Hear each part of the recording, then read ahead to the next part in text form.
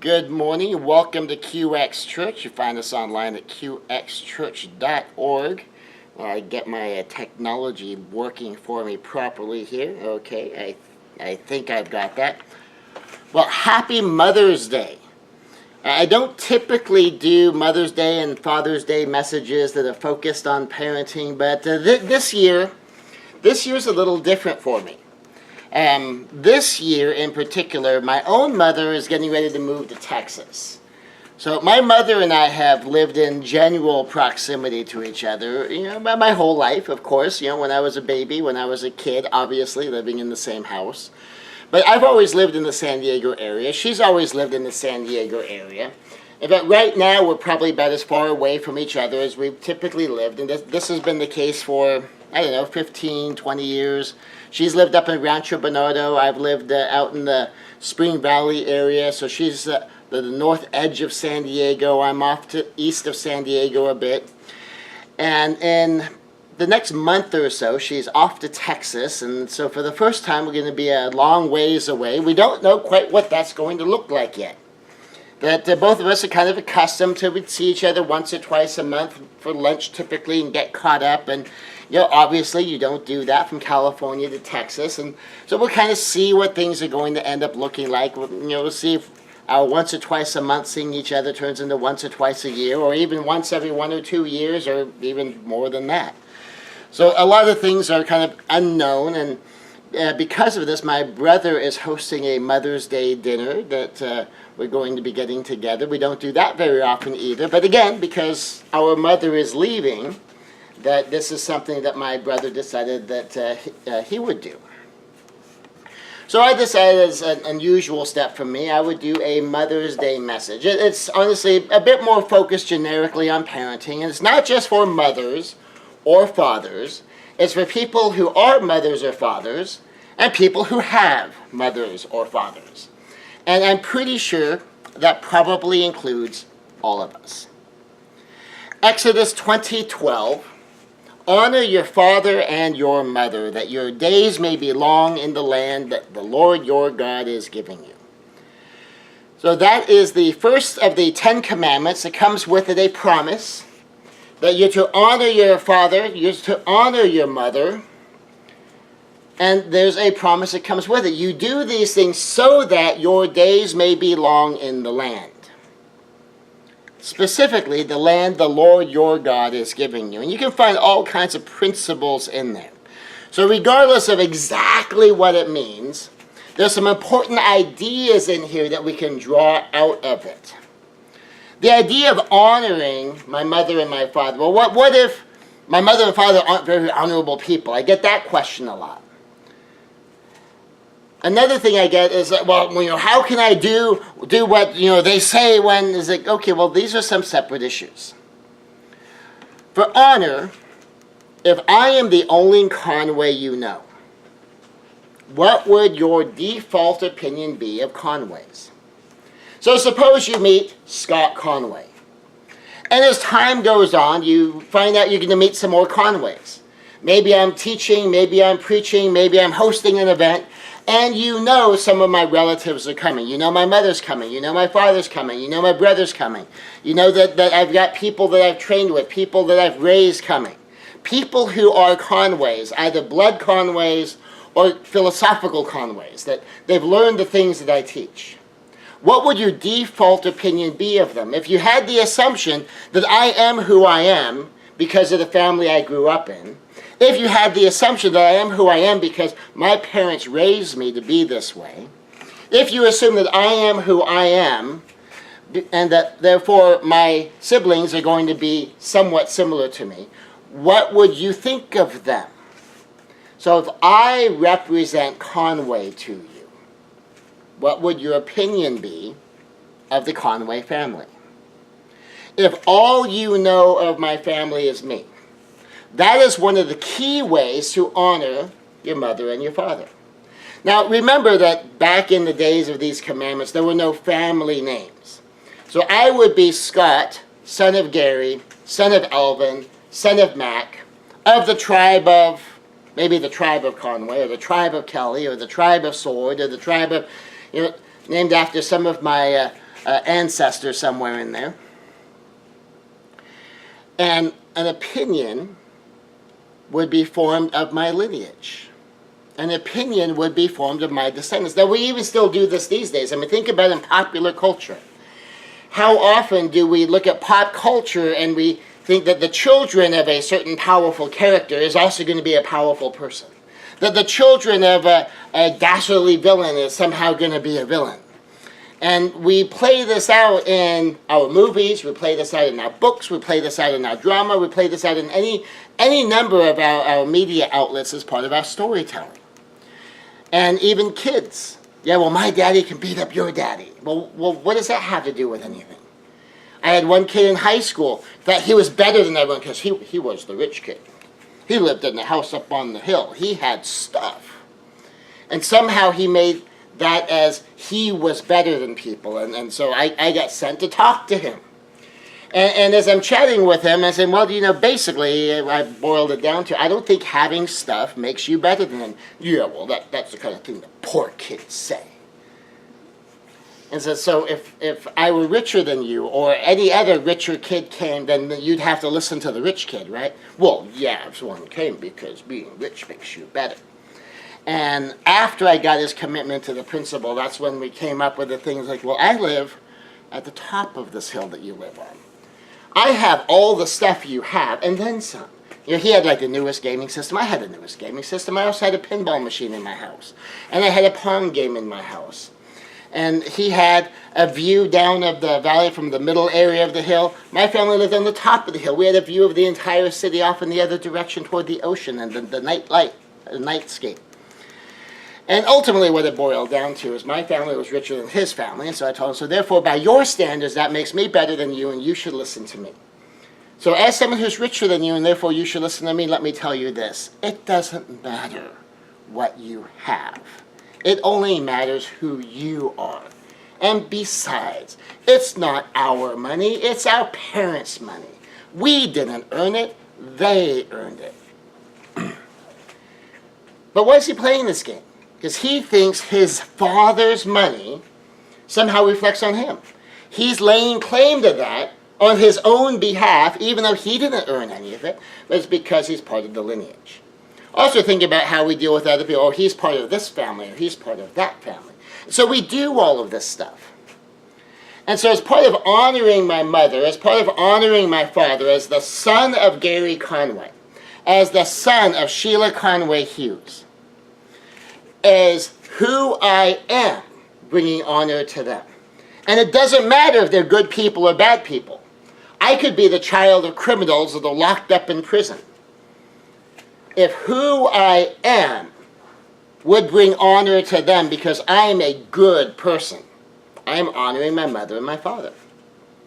If I am the only one of my lineage that you know. Now there's another part of this. If I'm the only Conway you know, what would your default opinion be of Conways? Another part of this is if all you know of my family is what you hear me say of my family, what would you think of my family? There's a saying that we use a lot, the apple doesn't fall far from the tree.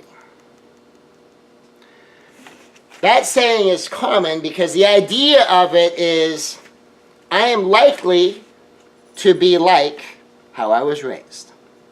I'm likely to be in some way a reflection of how I grew up. Now, of course we know that's not universally true. Of course we know that. But think about how often that is true. Just this weekend, I was having a counseling session. And one of the concerns, I'll express it as a concern, by a particular woman I was counseling, is that her husband is turning into his father. Now, he hated and despised the way his father behaved. He hated and despised the way his father treated his mother. He hated and despised the way his father treated him. And she's watching him turn into this very thing that he hated. The thing we're grappling with there is, as much as the apple hated the behavior of the tree, the apple ultimately is not falling far from the tree. And how enormously sad that is in this particular relationship. Now, it's early enough that, nothing's too far gone. We can still redeem it and we can still fix it. But it's interesting to consider that he is becoming what he complained about. He is becoming what he has made emotionally significant to him. He has started to become what he, in his own emotional life, in his heart, has put center stage. And as he's gotten older, he is becoming that which he had been so emotionally focused on, that which he had been so emotionally intense about. So if I speak ill of my family, some people will assume that what I'm talking about may reflect something that maybe they should expect from me. And for those of us who are older, those of us who have watched people turn into the very thing they complain about, those of us who have lived long enough that we've watched this generational thing go by, and we've watched our own friends grow up to be that which we watched them complain about when we were younger, and that we've watched them do with their children the very things they despised in their own upbringing, that we're not surprised when the apple doesn't fall far from the tree, and we're not surprised when people start to turn into the very thing they complain about. So if I'm the only Conway you know, what would your default opinion be of Conways?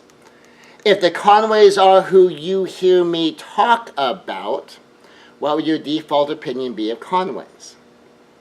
And as you consider what you think Conway means to me, what being part of my lineage means to me, what I think of my lineage, what might you think of me? And then the other part of this about honor and obedience. Honor is not obedience. These are two separate things. Honor is one thing, obedience is another thing. Obedience is to do what you're told. Honor is to lift up a person. Honor is to treat others right. Honor is to do the right thing, to conduct yourself rightly. And that's different than obedience. You owe obedience to your parents while you are a minor, and they are legally responsible for you. Now, you may be a minor, but if you're an emancipated minor, they are no longer legally responsible for you. If you are a minor and you aren't being raised by your parents, you're being raised by somebody else, you're being raised by foster parents, you're being raised by grandparents, you're being raised by adoptive parents, you do not owe obedience to the ones who are not responsible for you. You owe obedience to the ones who are responsible for you.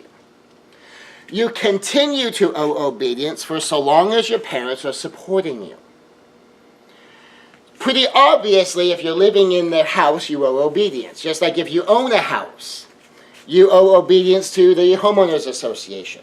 If you rent a house, you owe some measure of obedience to the landlord within the bounds of the law. If you live in California, you owe obedience to California law. If you live in the United States, you owe obedience to the laws of the United States. So if you live there, you owe obedience to the governing rules of the there. Even if you've moved out, say you've gone off to college, but your parents are paying for college, you still owe a measure of obedience to your parents because they are financing your college at a level where they no longer have the obligation to, but they are doing it anyway. You owe some measure of obedience. Now, wise parents have very few rules and guidelines for their adult children. Now, when their adult children are still living at home, and their adult children, particularly if you turn 18 before you finish high school, which is fairly common, they may have rules for you up until you graduate, but a lot of those rules should relax considerably. Some of the basic niceties of, always let me know when you're leaving, let me know when you'll be back so I know just what to expect. The basic courtesies that adults should show each other when they're sharing the same place. Show respect for my stuff, I show respect for your stuff, basic stuff like that. But they are also still parents. And they'll have different measures of rules and guidelines and things that they find acceptable in their house, because it is still their house. You no longer owe obedience once you are an independent adult, no longer relying on your parents for support. That's when you no longer owe obedience to your parents. You don't owe them obedience. Now, you may still obey. If they ask you for something, there's nothing stopping you from doing it. If they tell you something that they want from you, there's no problem doing that. It's up to you, but you don't owe it to them. Then it's a matter of the relationship. You get to decide. It's up to you.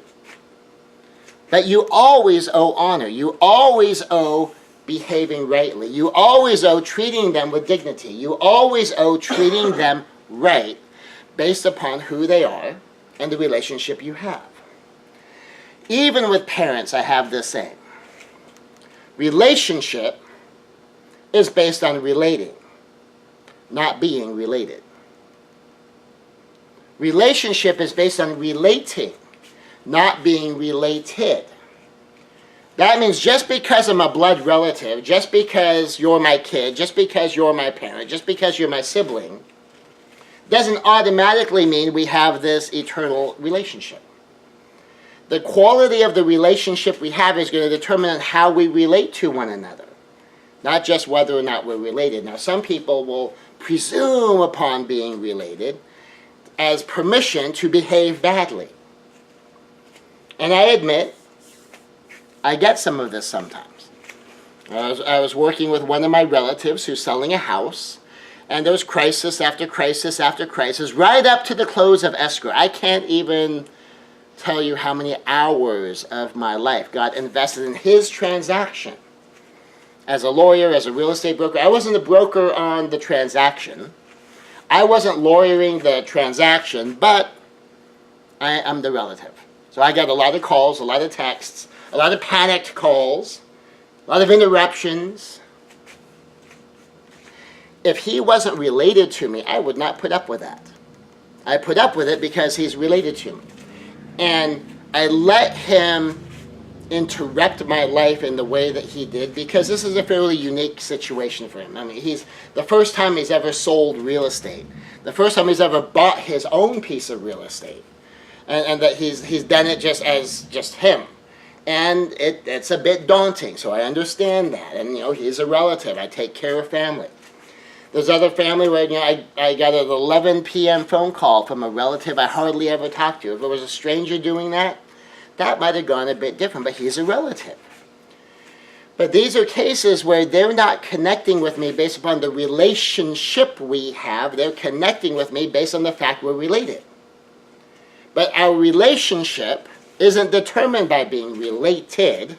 Our relationship is determined by our relating. And so I seek to conduct myself in a way that is bolstering to the relationship, whether they do or not. But I have a relationship with them based upon the mutuality of how I treat them and they treat me. Which means for a lot of my relatives, we don't have much of a relationship. For some of my relatives, we have a great relationship. And some of the relatives I have the greatest relationship with, blood-wise, marriage-wise, they're more distant relatives. But we relate well. You always owe honor, whether you relate well or not. You always should treat someone with dignity, whether they behave well or not. You should always do the right thing, whether they do the right thing, because you owe honor to your mother and your father. And the best way to show honor is by who you are.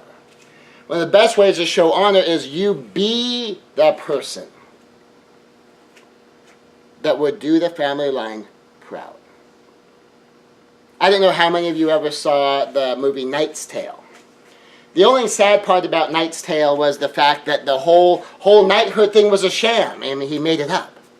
But there was a line, it might even have just been in the special features. It was actually cut from the movie itself. And so you have to get the disc set and actually look at the special features where Chaucer's introducing him. And one of the ideas he says is, oh yes, these knights, they look to their ancestors, they look to history to bring themselves honor. but this night honors his lineage. I honor them by who he is. And that is a powerful concept. I honor the Conway line by who I am. Do I? If I do, that's awesome. If who I am honors my father, my grandfather, my mother, my grandmother, it honors my lineage, it honors my family, it honors my extended family because of who I am, I'm probably doing this honor thing right. Having a Japanese heritage that goes back to the Fujiwara imperial family. Honor is very important in the lineage sense. That a tremendously heroic act can bring honor to your lineage up and down your line for generations. A particularly heinous, dishonorable act can bring shame down your generations. As I honor my mother and my father, I honor my children. As I honor my family name, I honor my family, and I bring honor to my family.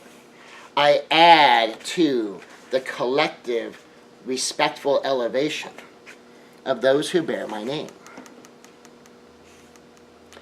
So we have a few sayings that relate to this. One is, your mama raised you right. I've been hearing this a lot lately, which I think is kind of cute. Your mama raised you right. There's an assumption that if a man or a woman grows up with character and skills, it's primarily the mother who's responsible for that. It's just a cultural assumption. And part of the reason that's a cultural assumption, certainly in my generation, is because typically if one parent is home with their kids, it's the mom. Even when both mom and dad work, generally speaking, as a cultural rule, it's much more likely to be the mother spending more time with the kids than the father. It's just the way society has been organized forever, it seems. And so I get this compliment a lot about my mama raising me right. When I talk about how I connect with women, we talk about how I see the world, so many things in my life I ascribe to my mother. Now, my mother was by no means perfect, but I learned a lot of things from her. I learned a lot of things from my father. And I happily ascribe to them the great lessons I learned, even if they were the negative example. For instance, one of my rules I have is, if I love you, and something is important to you, it's important to me because it's important to you because you are important to me. I use that as a rule when I took a stepson to a football game. I'm not a football fan. I don't understand football beyond the basics. But he knows. I'm at a football game with him because football was important to him. And he was important to me. I learned this from my father. But I learned it from my father because he didn't do that. My father never saw me compete in martial arts. Even though I won dozens and dozens of trophies, I always took him so he could see them. He never saw me do a demonstration, even though I did dozens of demonstrations while he was around. And so from that negative example, I learned a positive lesson. And I still ascribe learning that lesson to him. It's one of the things that he wishes he had done better. Well, that's awesome.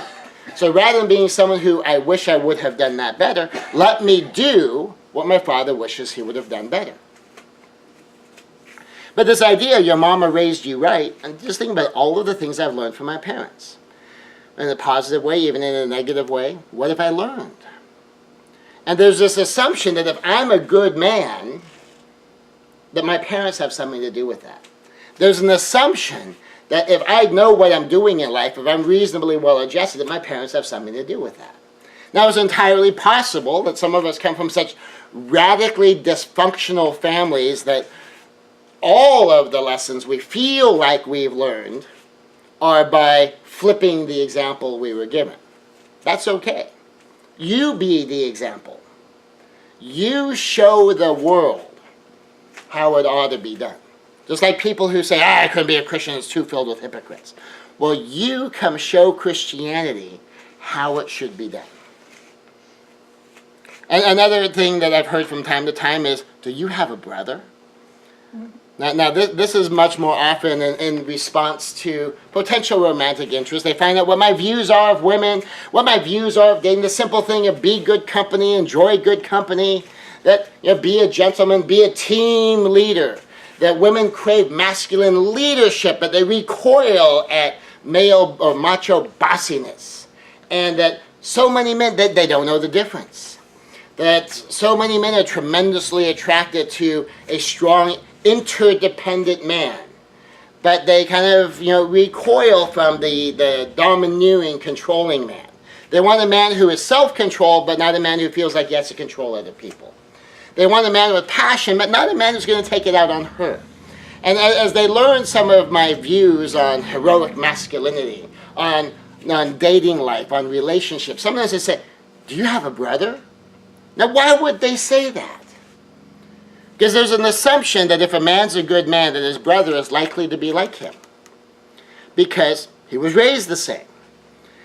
There's an assumption that if a man has a healthy relationship with women, that in some way that is in some reflection of a healthy relationship, or at least a healthy point of view of his mother. And as a broad general rule, and something that's more often true than it's false, that is true. It's certainly not universally true. That might not even rise to the level of an 80-20 rule. But it is common enough that there's this expectation, oh, do you have a brother? Now, I do have brothers. They're really not a lot like me.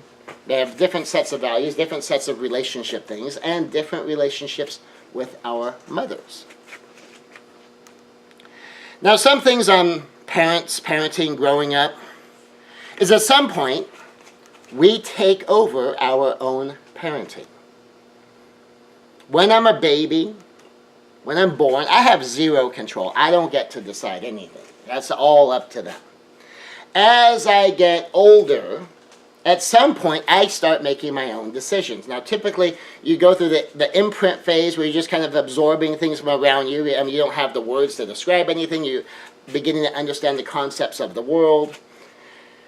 Then you get to be parent reference. Your primary caregivers get to be the ones that you sort of assume that they kind of know what's going on. You kind of absorb their values, absorb their thinking to a very significant extent. And then somewhere in the tween to early teen years, we shift to peer reference, where we start deciding which of our peers we're going to pick as the opinions that are most important to us. And we start taking over our own growing up. We start to decide who our own influences will be. And, honestly, when we're 10, 12, 13, we don't always make the best choices. Sometimes our parents try to have some guidance and some control over who we hang out with and how other people behave toward us to whatever level they can, but we start to choose our influences. And we decide what information to seek. And certainly by the time we are adults, by the time we're hitting 18, by the time we're independent adults, no longer living under the direct influence, control, and guidance and mentorship of our immediate parents, we are responsible. We get to choose our influences. We get to decide whose opinions will be important to us. We get to decide what information we seek. We get to decide. We choose the direction of our own growth. We get to decide. We choose. We can read books and we can decide what books to read. We can listen to audios. We can pick the programs. We can pick the lessons. We can pick the podcasts. We can pick the videos to watch. We can pick the seminars to attend. We can pick the church that we go to.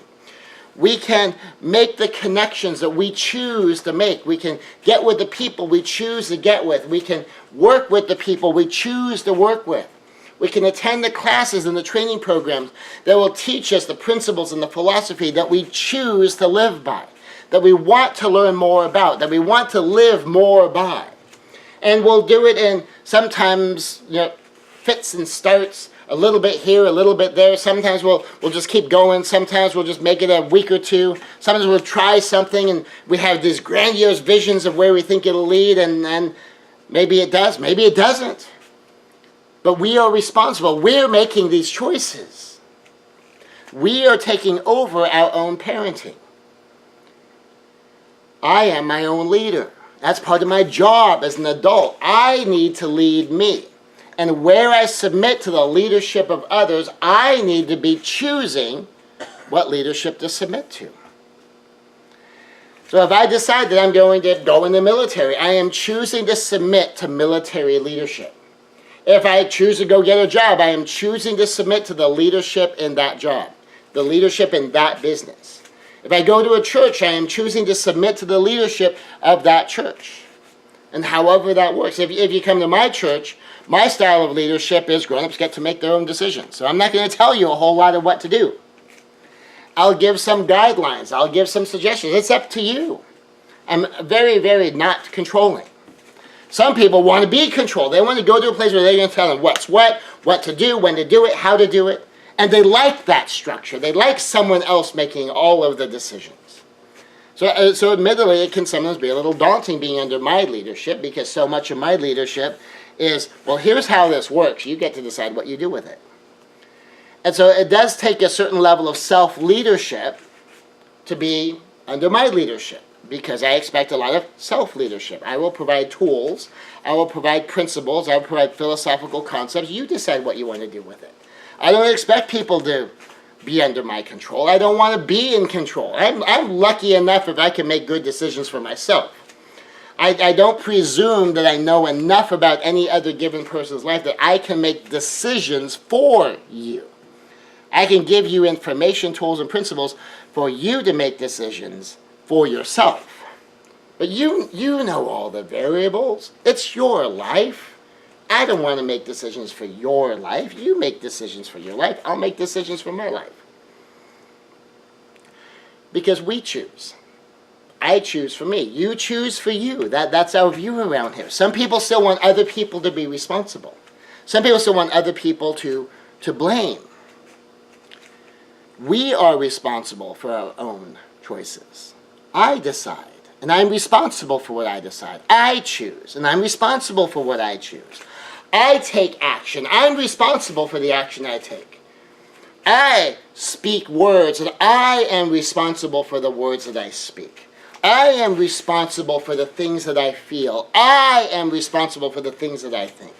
I am responsible for my own choices, my own relationship with God, my own spiritual growth. I'm responsible for whether or not I've read the Bible. I'm responsible for whether or not I talk to God on a daily basis. I am responsible for my relationships, for my side, my conduct of any relationship I'm in. So as we make these choices, we get to feed our heart. We get to feed our mind. We get to feed our emotions. We get to fuel our spirit, fuel our soul, fuel our body, fuel our heart. We get to seek out whatever level of harmony between God and the world He created as He created it, that we choose. At some point, I'm responsible for all of that. And so when I was a kid, my mom and dad were responsible for it. As I got older, I was increasingly more responsible for it. Once I'm an independent adult, I'm entirely responsible for it. I can't go back and blame my dad for stuff.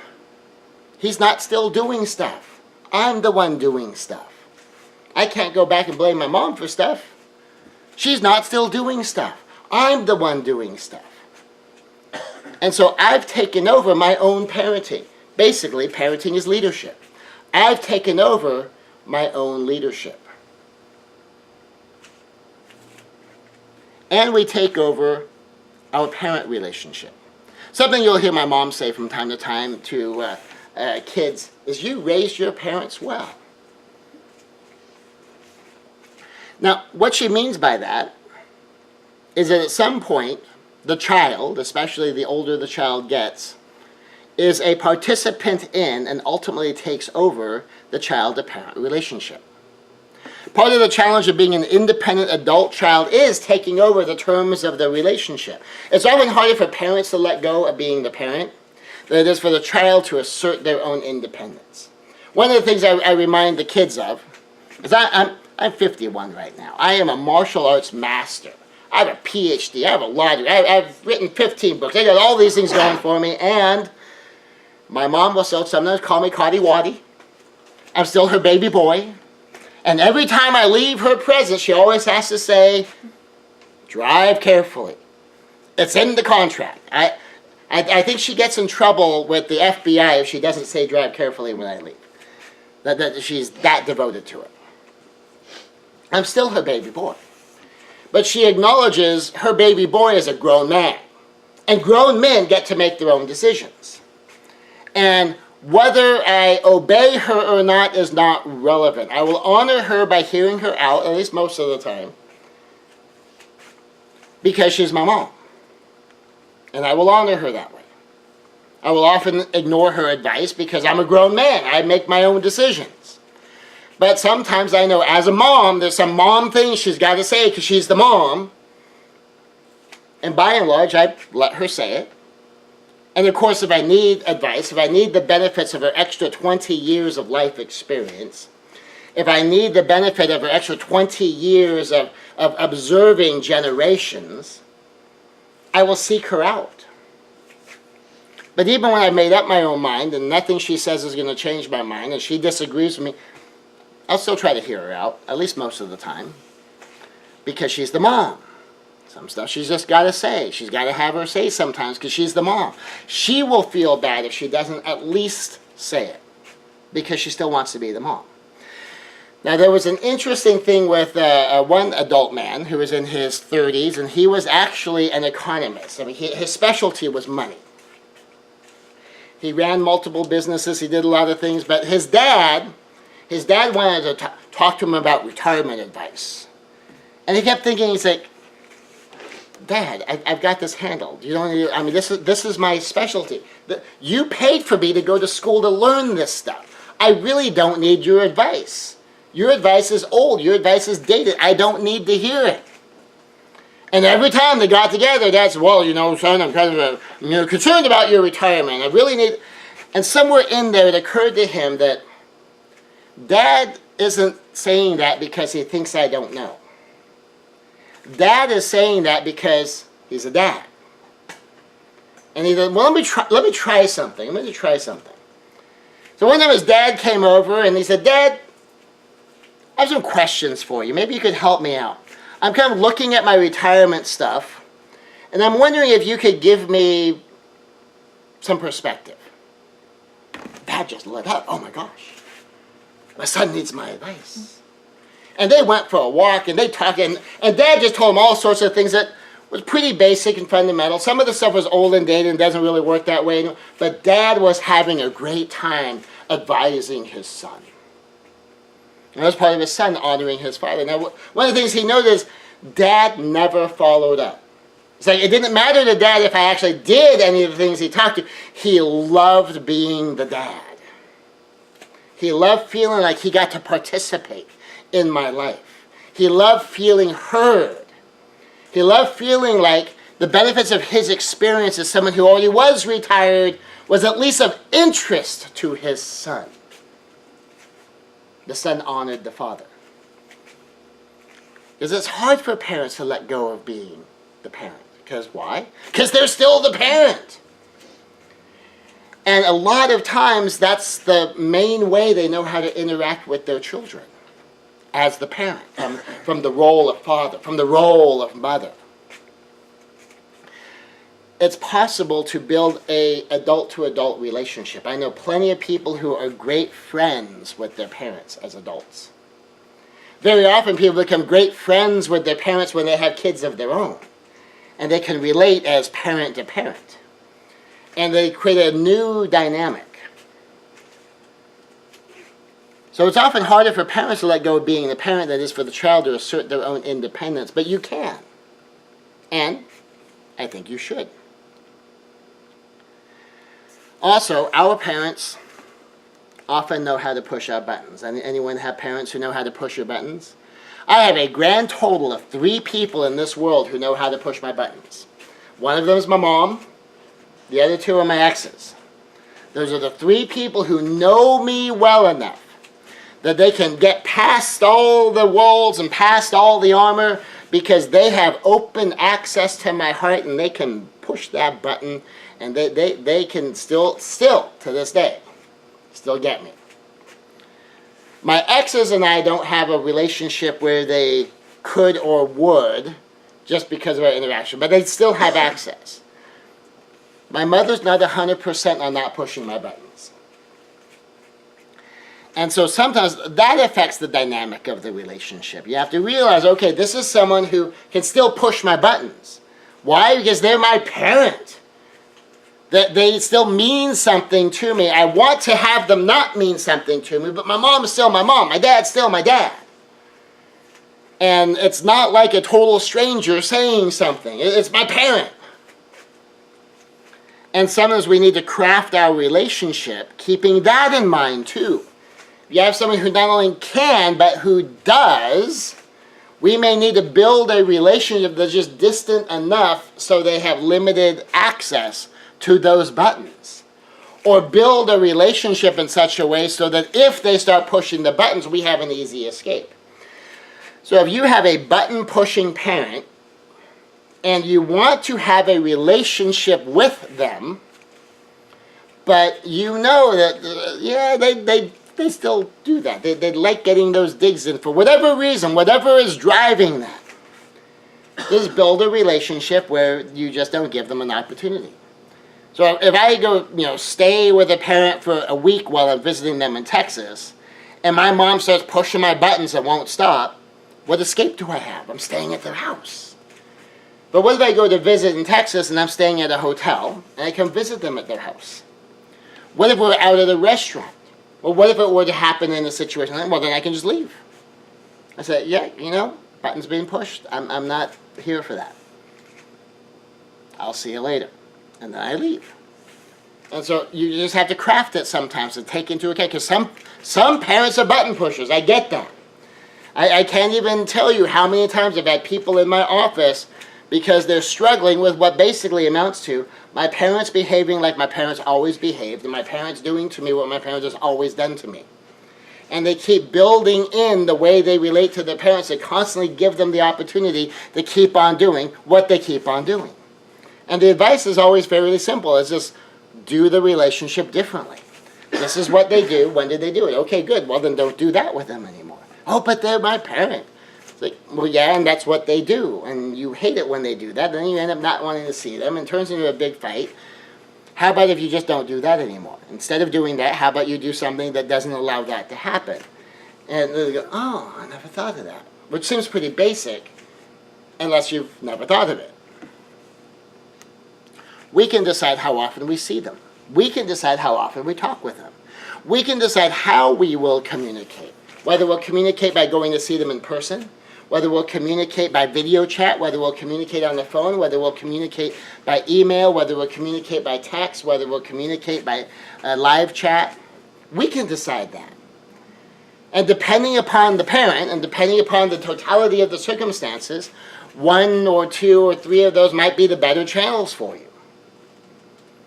But some people, they would rather communicate in writing so they have time to look at it and go, okay, what are we talking about here? Or if you get triggered emotionally, you go like, okay, there we go again. Let me take a break. Let me go get some water. And let me sit down and think about how I want to respond. As opposed to if I'm on the phone with someone or I'm Skyping with someone and they trigger me and boy, I'm upset right now. What am I likely to do? I'm likely to react right now. And if I know that that's a dynamic that happens in this relationship, maybe that might not be the right avenue. Maybe if I tend to text right back or message right back, maybe the best avenue of communication is by email or even by written note. Somewhere where you can look at it okay, let me calm down, let me take a look at this, let me decide what in here I want to respond to. Let me decide how I want to respond. Let me decide who I choose to be as a person in this moment. So all of these things, it's up to us. We're the grown-ups. We get to make our own decisions. Something about parenting to remember, and this is on both sides of parenting. Most adult milestones we can choose. Most adult milestones, we decide if and when we cross a certain milestone. Now, we can choose to not have sex. That's the surest way to not become a biological parent. We can choose when and if to get married. We can decide no. We can decide if we're interested. We can choose school. We can choose career. We can try stuff. And if it doesn't work out, we can change directions. Parenthood is different.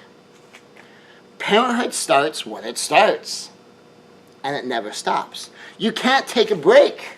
You can't go like, oh, this parenting thing is hard. Let me hit pause at age 5. Let me come back in a few years when I'm ready. That 5-year-old will be 8 by then. You will miss 3 years of that child's life, and you'll have a whole different set of problems at 8 than you had at 5. You can't just take a break and have your kids on pause while you go try other things. You can't say, oh, this parenting thing is really not working out for me. You're still a parent. You may walk out on your parenting, but you're still a parent. That child is growing up anyway, and the walking out then becomes part of the parenting. There's no breaks. You get one time through the process with any given child, ready or not. Motherhood starts with a baby. Being a parent is triggered by a baby. Ready or not? Ready or not. A lot of young couples have sex without planning to have a baby. But once the baby comes, the baby comes. Ready or not? Ready or not? You know there's a theme here. If you're ready, that's awesome. But if you weren't planning on this, probably not. You might feel like you're not ready financially. You might feel like you're not ready relationally. Most people I know, now some of those people say, well, my child's a blessing even though, the other parent and I, and they have that whole story that they tell, all of which is very likely true. But let's flip it a little bit. If you have this baby and you love this baby, would you rather give this baby a single parent or would you rather give this baby a 2-parent household? Would you rather give this baby unmarried parents living together or would you rather give this baby married parents living together? Would you rather give this baby financial stability or would you rather give this baby financial instability? Would you rather give this baby 2 parents who know what they're doing and have thought about their parenting and their parenting strategy, who have built a partnership marriage? Or would you rather give this baby 2 adults that are having a volatile relationship and 2 adults who haven't really thought about how they're going to raise a kid and then will probably default to what their parents did?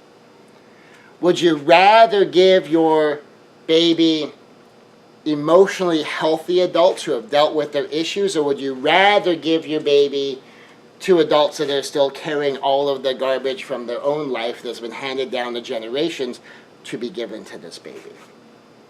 If you love the baby, what package would you rather give to the baby?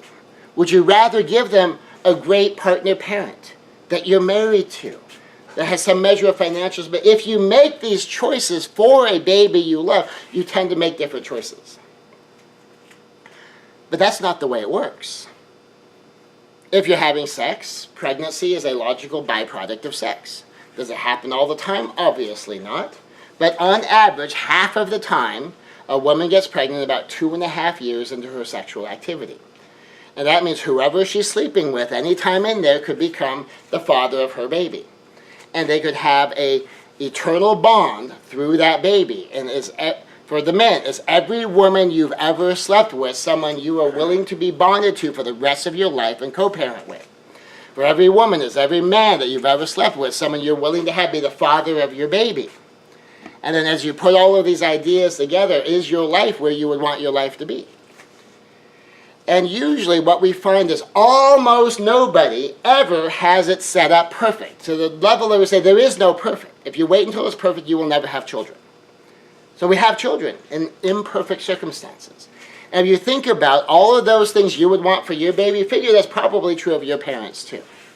That in an ideal situation, if it could have unfolded according to their hopes and their dreams for their child, it might have unfolded very, very differently from how it actually unfolded. Some people are more ready than others. A baby doesn't wait until you're ready. A baby just shows up. And in this mix, to understand there is no perfect mother. No one will get it 100% perfect. I won't get it 100% perfect. You won't get it 100% perfect. I mean, think about the last 12 months of your life. Think about the worst emotional outbursts you've had, the worst example you've been, and imagine if that's happening in front of your children, if that's happening in front of your partner, and that's going to end up being the hallmark, that's going to be the video snippet, that's going to be one of the representations of your parenting. Then you go like, yeah, that could be bad. And that should be true probably of all of us. There is no perfect mother. There's no perfect father. No one's going to get it 100% perfect, even if they think they know what they're doing. They're not going to do what they know to do 100% perfect. And, you know, we know that from school. An A student doesn't mean they never missed a question on a test. An A student is anywhere from 90 to 100%. A B student is 80 to 90%, and so on and so forth. No one's going to be perfect. Part of it is there is no perfect. No matter what a mother does in particular, these mommy wars things going on, there will be people telling her she's wrong. No matter how loving she is, no matter how wise she is. There is nothing everybody agrees on. And another part, of course, is that no one is ever 100% ready. If you think you're 100% ready, life will show you you're wrong. About 80% of parenting is pretty straightforward, principle-driven. About 80% of parenting you can learn and be ready for. But about 20% of parenting, and on average, for some families it's more, some families it's less, but on average, about 20% of parenting, it's chaos. Stuff happens, and you just kind of winging it as best you can with whatever principles and tools you have. We end up parenting from whatever we are or wherever we are as people when that child is coming, and we can only do our best. No one can do better than their best. My mom could not do better than her best. My mom was 20 when I was born. Now, back then, that was a fairly common age. I mean, when I was growing up, you could get within a few years of a mom's age by finding how old is the oldest child, add 20, and you're going to be close. These days, you know, who knows? But we were having 20-year-olds who were moms. My dad was 22. I think of myself at 20 and 22. You know, me at 20 or 22 trying to raise a child, that would have been a very different experience than me now. You know, I'm much wiser now. And I'm sure you fast forward another 10 or 20 years and go, oh my gosh, I can't believe I thought I had any clue what I was doing when I was only 50. I was an immature kid. I had no clue. And that's commonly going to be true. If you're someone who keeps maturing in life, who keeps learning, keeps increasing in wisdom and in stature, then you're going to find that as you look back, you always know more than you did. You always look back and go, oh my gosh, I'm so glad I learned better than that now. So we end up parenting from wherever we are. There's a tendency to do the same as how we were raised, or to do the opposite of how we were raised. A small percentage of people actively choose and really think about their own parenting style in any kind of comprehensive philosophical framework. So that means chances are you were not raised by someone who actively looked at and decided a generational-based, lifelong, how do I parent this child for the long haul best into a healthy adulthood, and did everything they needed to do for that. It just wasn't done, even today. The small percentage of people that are trying to do that find that it's a daunting task. And some days you do better than others. Childhood, then, is treasure and trash. We all have the mother we have. None of us has the mother we didn't have. None of us can be reparented.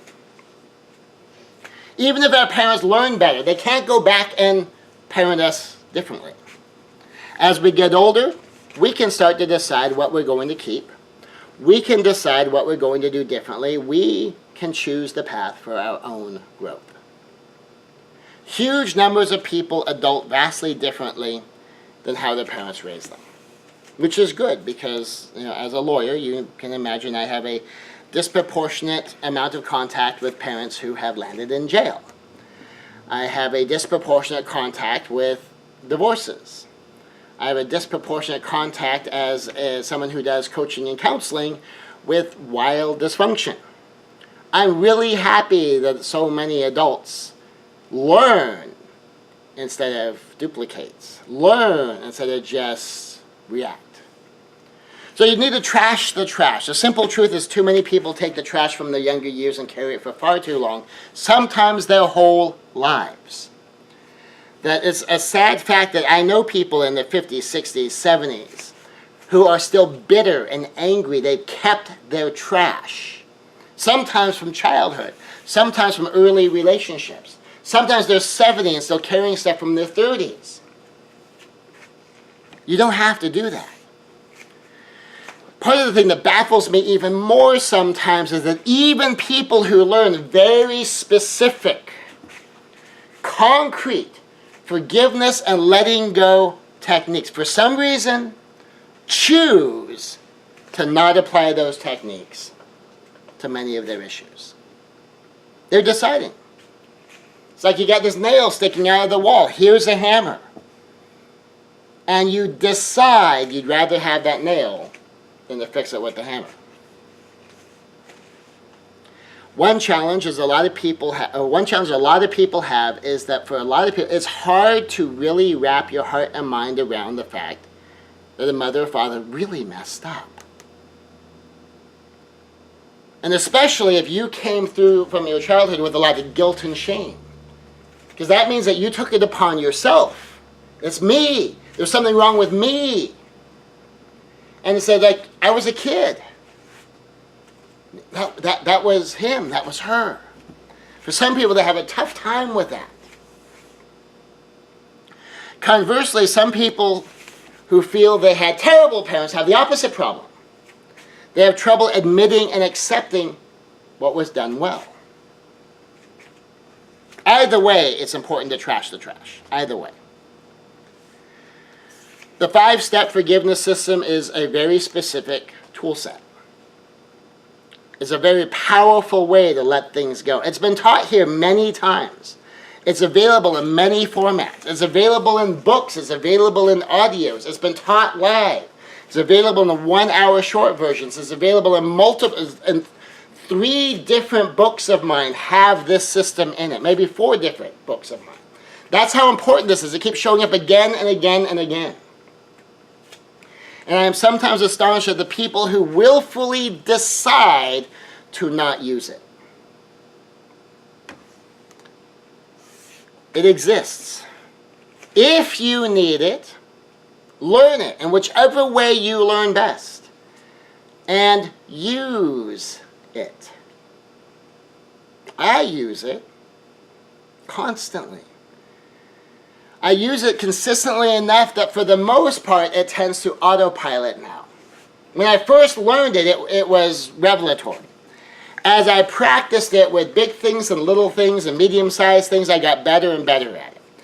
What I'm hoping I will eventually be able to do is autopilot in real time. That I can do that. The middle of the memory is really associated with the experience when you're doing it in real time. And determine the wrong, to do that in real time, say, okay, what's okay in here, what's not okay in here. To determine the lessons, okay, what is the proper lessons to be learning as it's unfolding? What are the negative lessons I could easily learn if I respond to this poorly? And then to let go of the bad, and to be able to do that as the bad's happening, so I'm letting go as it goes, and then to file the bad and walk away with the good. I want to be able to autopilot that in real time. I'm not that good at it yet. I've been doing this for years, 10 years, 15 years, longer than that. And that's the 5-step forgiveness tools. I find that it is enormously powerful to release things from the past. Everyone who's used it has found it is enormously powerful to release the past, to carry forward the lessons. And as many times as I've taught it, as much as I make it available, as much as I will just hand people the book, I will hand people the audio, I will give them multiple ways to access it, to learn it. How many people willfully decide to carry their trash with them rather than let it go? That's up to you. You're a grown-up. If you decide, but I like my trash, I identify with my trash, I use my trash. You don't understand. My trash is my excuse. Every time I act out, I can blame this trash, which lets me blame my mom, blame my dad, blame my first boyfriend, blame my first girlfriend, blame my first wife, blame my first husband. I need this. This is how I have freedom to behave badly. You don't understand. If I let this go, I'll be responsible. I actually had a woman sitting in my counseling office one time. We were getting here. And she looked at me, but then I'll be responsible. I said, well, yeah, you'll be responsible. You are already responsible. You've been responsible this whole time. If you do this, you will be able to be wise in your responsibility instead of reactive. You're responsible anyway. She actually walked out of my office unwilling. She knew it would help her. But she wanted to still be able to blame her father. And she felt like so long as she could blame somebody else, she had the freedom to behave badly. And that's what she continued to do. That's heart-wrenching for me.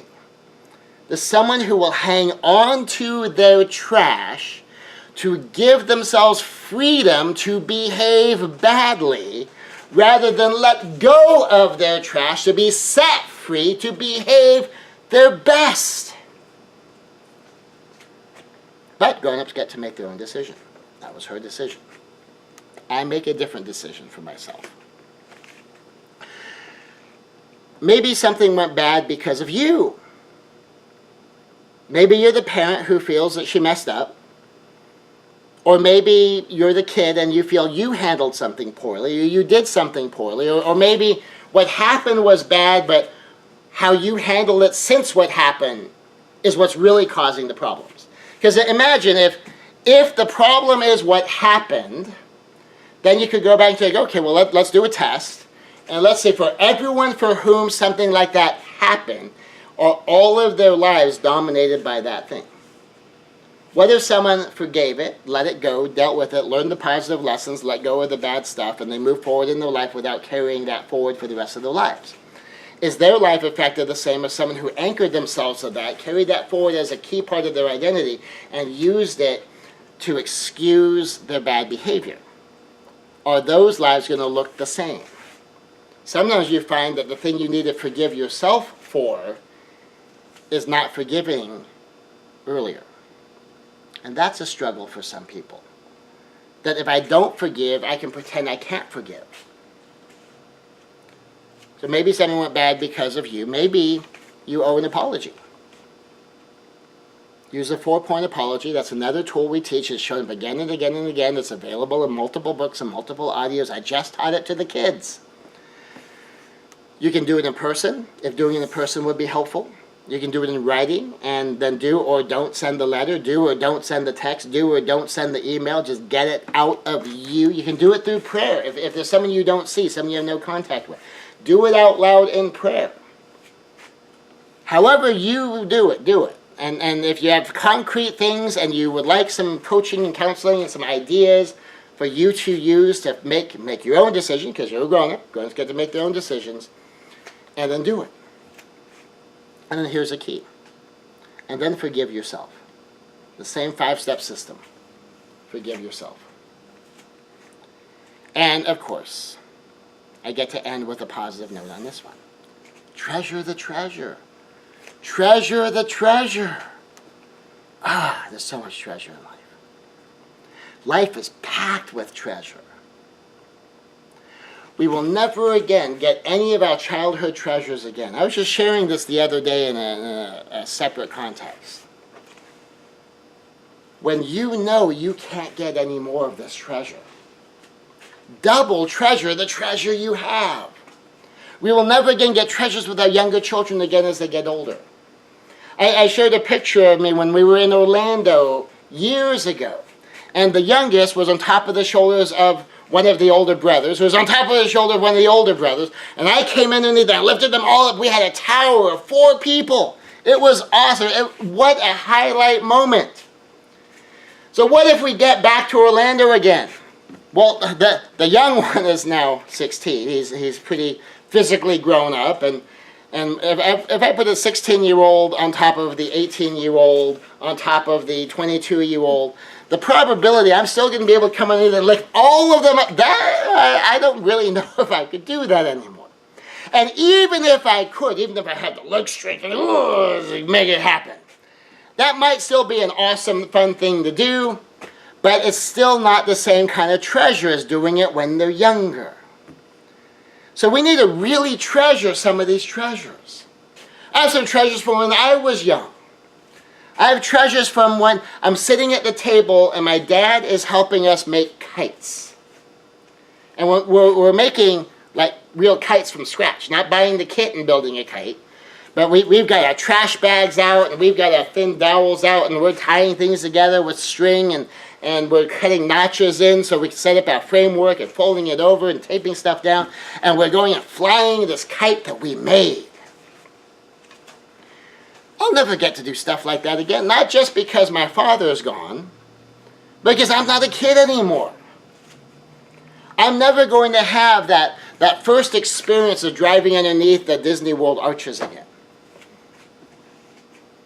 Because I'm not that young anymore. I've been there, I've done that. It's a different feeling now. I can do that, I can still go drive under the arches, but it's a different feeling now. I can hang on to my treasure of going to Redford's with my father and my grandfather and having chicken fried steak for the very first time. I'm not 10 anymore, or 8 anymore, however old I was when we did that. My father's dead, my grandfather's dead. That's a treasured memory. I hang on to that memory. And for the treasures you can't build any more of, hang on to those treasures. Double value them. Treasure your treasures. We will never again get some of these treasures. We can get new treasures. But some treasures are not duplicatable. It's incredibly powerful to store up your treasures. Hang on to them. Reflect on them. Meditate upon them. Enjoy them. Savor them. Talk about them. Share them with people. Listen to their treasures. Share your treasures. Enjoy them. The more you savor the treasures you have. Here it seems to be a cosmic law of the universe that God designed and engineered for us. The more you savor the treasures you've had, the more treasures you will find coming your way. Here is a simple mechanic of that.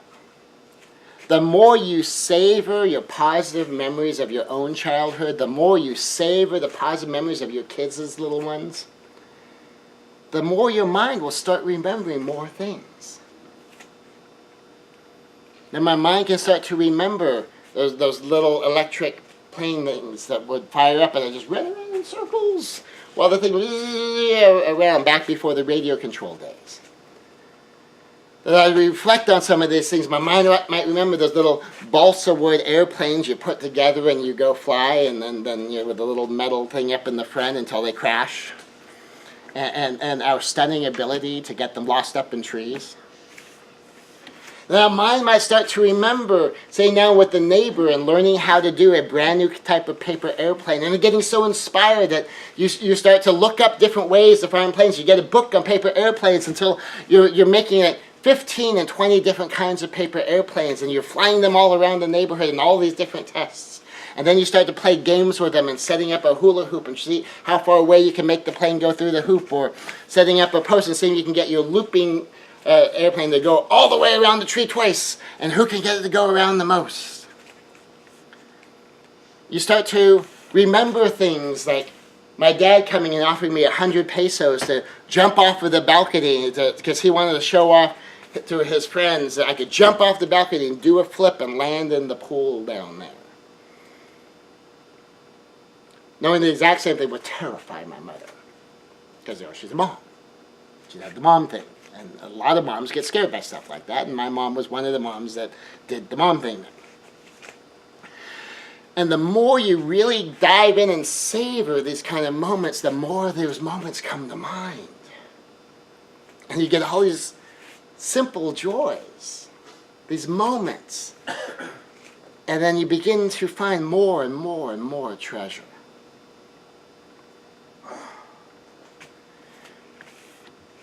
And as you savor your treasure, the more treasure you will craft for your own future.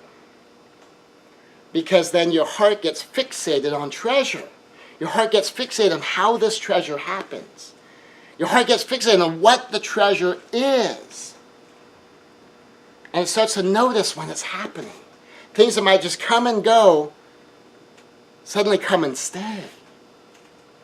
And you begin to notice moments here and there. You go, this is kind of cool. I was at the flower fields with my mother. And she just strikes up a conversation with someone. And I actually took a picture of her talking with this guy. I was thinking, how cool is it that conversation can be a spectator sport for me when I'm with my mom. She'll end up talking to somebody. And I get to enjoy watching her do this. I think, how easy would it be to see it as an interruption? Mom, we've got fields to look at. We've got the purple flowers over that way. We've got the white flowers over that way. We have a mission. And to miss the fact, I have a mom who just connects with people. And to enjoy that. And the more treasure you will craft, that you will do on purpose. Because you're fixated on treasure. And you start looking for opportunities for treasure. Go, oh, there's a treasure. Let's go do that. Here's a moment. Let's capture this moment. Here's an opportunity. Let's make that happen. And you begin to seek out the treasure because you notice them around. You notice them near. You notice when you can do stuff. And then you can pass these treasures on to the next generation. And the next generation. And they can ripple out from you. So on this Mother's Day, trash the trash. Let go of the old stuff. Forgive it. It's done. It's over. It can't be undone. Learn the useful lessons you need to learn from it and put it in its proper place. And let life be treasure. There's enough trash that comes along anyway. There's enough things we need to solve. There's enough issues that need to have something done with them, some decision made about them.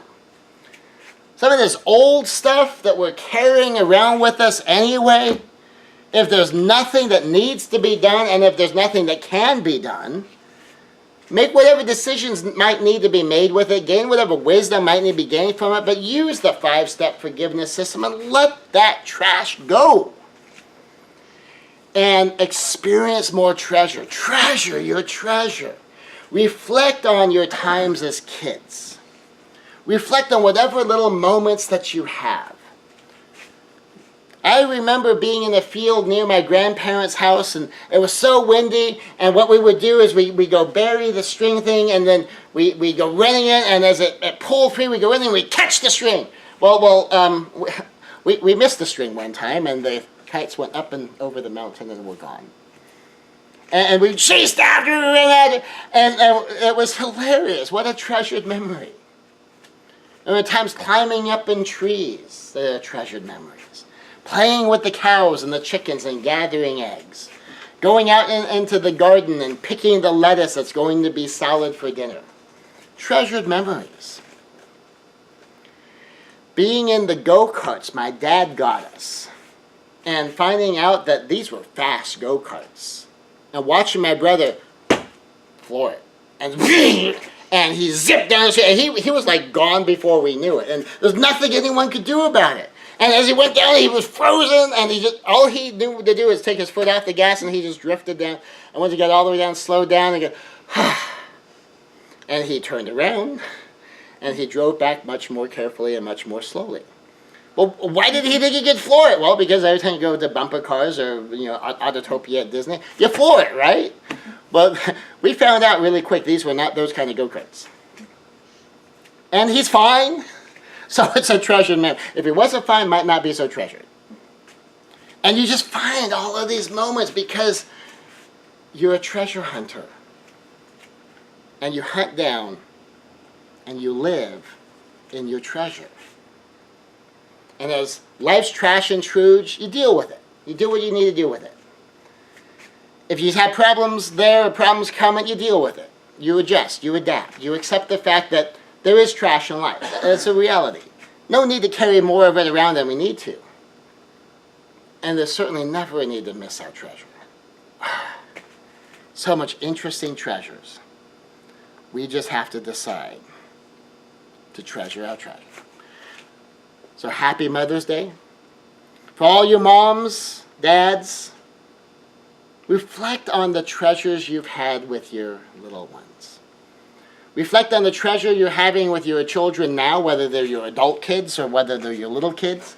Reflect on the treasures of history. For all of us, reflect on the treasures of your own history. And in particular, using days like Mother's Day and Father's Day to reflect on the treasured moments with parents. And no matter how good or bad parents or grandparents or other caregivers were, there's treasured moments in there. Maybe it's connected to them. Maybe it's even despite them. Maybe it's just in some way facilitated by them because they chose to live here. Maybe, I might have treasured moments with my grandparents. Why? Because my parents dropped me off at my grandparents. Maybe they didn't even know what to do with me. And my treasured childhood moments are with whoever raised me, but I was being raised by them because my parents cared enough to know that they really were going to mess me up. Whatever it is. Life is still full of treasure. And we should hunt down that treasure, enjoy that treasure, savor that treasure. And all those treasures we can't ever do again, all those treasures that will never be the same again because we're not those people, we're not those little kids. Our kids aren't those little kids. Double value that treasure. Really sink yourself into it and savor it. Find them and enjoy them and gather them up. And put them in the vault of your heart. For the one time I'm a fan of avarice is these treasures. Because they add to your treasure and they take from no one. And as you get to share these stories, like as people have all these great memories thinking about, oh yeah, those balsa wood planes, oh yeah, paper airplanes. Oh yeah, I have some memories of that too. You can share the treasure and prompt other treasure. So find your treasure. Don't sacrifice one gold coin. Have a little bit of avarice about your treasure. Have a little bit of OCD about your trash. If you're OCD, you're not keeping trash lying around your living room. You're living here. You're not going to keep trash in your bed. You're sleeping here. Be a little OCD about getting rid of your trash. And have a little bit of avarice about keeping this treasure. And let it multiply and let it be shared. And the most interesting thing about this treasure is as you share it with others, it grows. And you get even more treasure. Happy Mother's Day.